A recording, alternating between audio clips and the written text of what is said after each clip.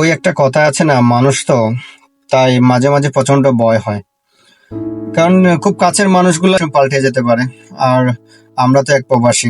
Hello guys, what everybody, it's mister Afzal, welcome to back and videos. আর আসলে আজকে একটা ঈদের দিন, আর সৌদির সাথে ঈদ করতে অনেক ভালো লাগে।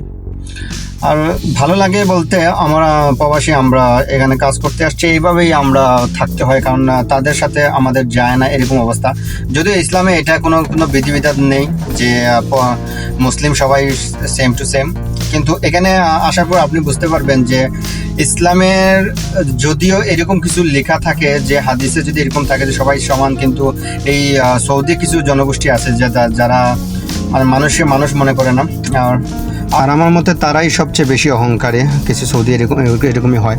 আপনি তো বুঝতে পারবেন যে প্রবাস লাইফ কেমন। আর প্রবাস লাইফ খারাপ না, ভালোই। তবে যারা এখানে আছে তারাই বলতে পারে এটা ভালো না খারাপ। কি বলেন ভাই? প্রবাস লাইফ অনেক সুন্দর আর অনেক ভালো।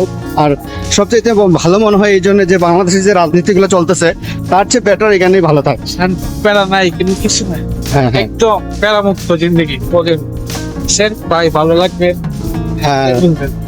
কারণ আমরা আমরা আমরা বুঝতেছি আমরা কেমন আছি। আর সবাই যে আসলে এখানে সবাই কষ্ট করে না, আছে হ্যাঁ, সবাই ভালো না, আবার আবার সবাই খারাপও না। এখানে সবাই কষ্টও করে না আবার সবাই। তবে তাদের অনেক অনেক বড় একটা কষ্ট হচ্ছে তারা ফ্যামিলি ছেড়ে আসে, আর সবাই ফ্যামিলিকে মিস করে।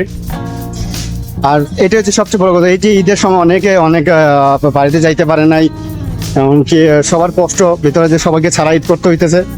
আর আমার মতে এখানে সবাই ভালো আছে, অন্তত বাংলাদেশি স্বার্থপর মানুষের কাছ থেকে, স্বার্থপর মানুষগুলোর কাছ থেকে দূরে আছে, এটাই ভালো।